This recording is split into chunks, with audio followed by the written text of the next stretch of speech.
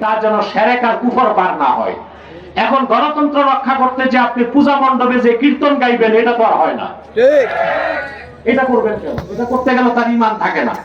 তারপর হিন্দুদের মূর্তির সামনে যায় লাড্ডু খাবেন, জমজম খাবেন, খ্রিস্টানদের গির্জায় যাবেন, তাহলে তো আপনি বাউন্ডারি পার হয়ে গেলেন। গণতন্ত্র করতে হলেও শিরক কুফরের সীমা পার হওয়া যাবে না। একই প্রশ্ন। আমি একজন উদ্যোক্তা, একটা পরিবার চালানোর মতো সামর্থ্য আমার রয়েছে। আমার বর্তমান বয়স 24, কিন্তু আমার বাবা আমাকে বিয়ে দিচ্ছে না।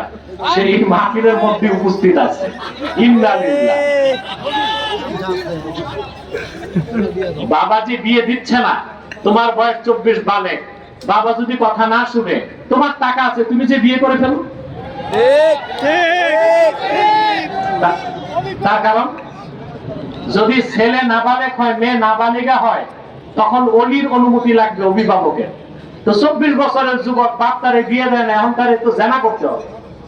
তো জেনার থেকে বাঁচার জন্য বাবারে দরকার নাই, বিয়ে করে বউ এনে মিষ্টির পোটলা নিয়ে বাবার পায়ে পড়বা।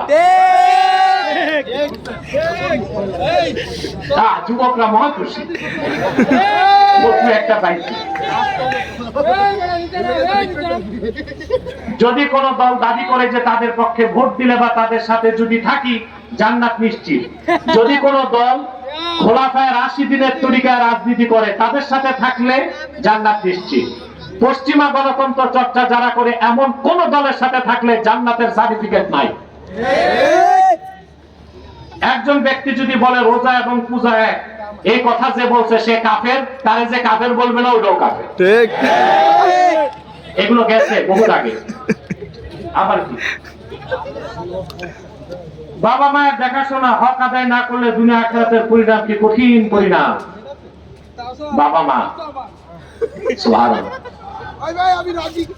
পিতা মাতা নারাজ থাকলে আপনি যত বড় ওলি আল্লাহ হন, ব্যস্ত যাইতে সমস্যা আছে কিনা?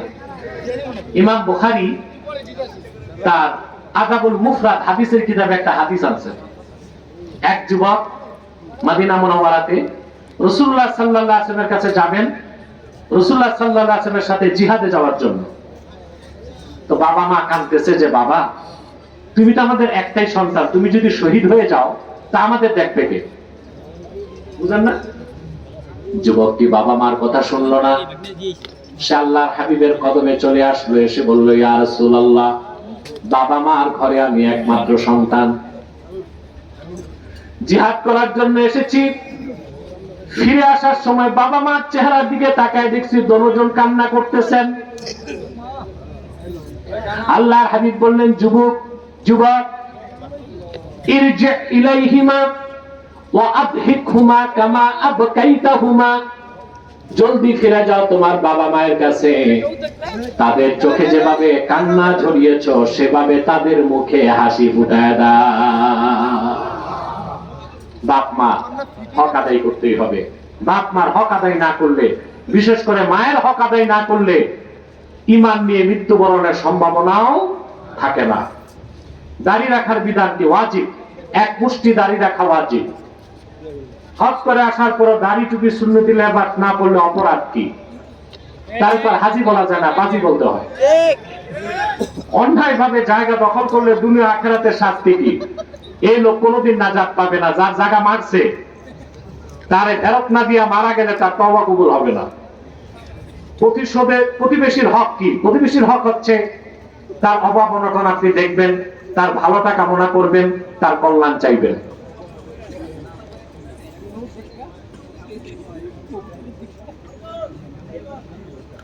আমাদের এক এলাকার এক মোল্লা বলছে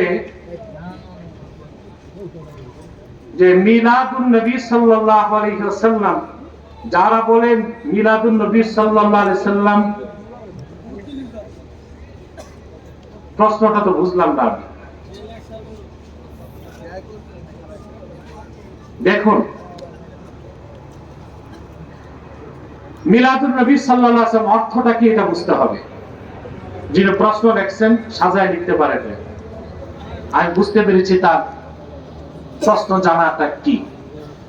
মিলাদ শব্দের অর্থ ওয়ালাদা ইয়ারিদু, ওয়ালাদা থেকে মিলাদ অর্থ জন্ম বৃত্তান্ত। অর্থ কি? জন্ম বৃত্তান্ত। এই মিলাদের অর্থ না জানলে তো মৌলবী ফতোয়া দিতে পারবে না।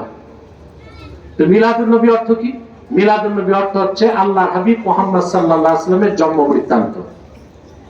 এখন এখানে ঈদ শব্দ আসে কেন? ঈদে মিলাদুন নবী, ঈদ শব্দের অর্থ হচ্ছে আস-সুরুরুল আয়েদ, যে আনন্দটা বারবার মনে জাগে তাকে বলা হয় ঈদ। কি বলা হয়?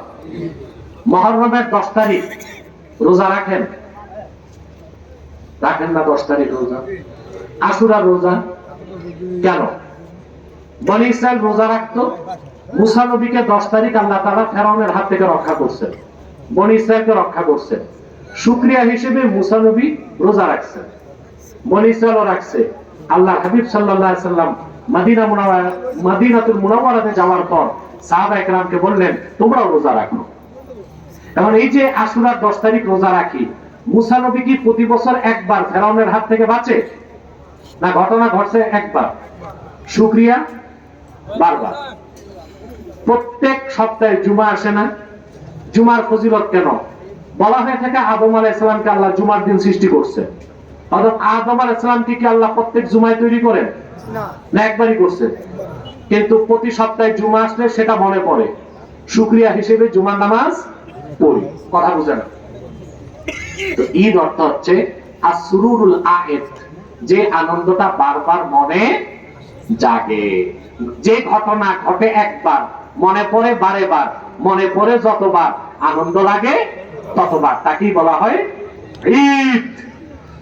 আল্লাহর আখিরি নবী, নবীগণের মাথার তাজ আমার নূর নবীজি মুহাম্মদ মুস্তাফা সাল্লাল্লাহু আলাইহি ওয়াসাল্লাম আজ থেকে ১৫০০ বছর আগে মক্কাতুল মুকাররমায় হযরত আমেনা নূরময় রেহেম থেকে তাশরিফ নিয়ে এসেছিলেন।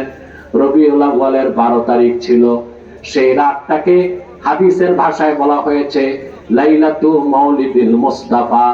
প্রতি বছর রবিউল আউয়াল মাস আসলে ১৫০০ বছর আগে সেই শুভ মুহূর্তের কথা মনে জাগলে প্রত্যেক মুমিনের হৃদয়ে আনন্দ জাগে।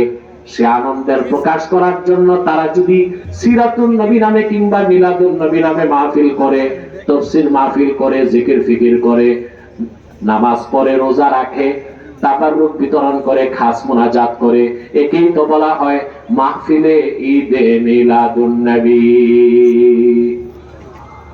এটা পালন করলে কুফর হবে কেন? বোঝা যাচ্ছে যে মোল্লা বলছে সে আসলে ঈদ শব্দের অর্থ জানে না এবং মিলাদুন নবী শব্দের অর্থ জানে না। আল্লাহ হেদায়েত করুন। আমার 3টি কিতাব স্টেজে আছে। নির্বাচিত তাফসীর প্রথম খণ্ড, সূরা ফাতিহার তাফসীর। নির্বাচিত তাফসীর দ্বিতীয় খণ্ড, সূরা ইখলাস ও সূরা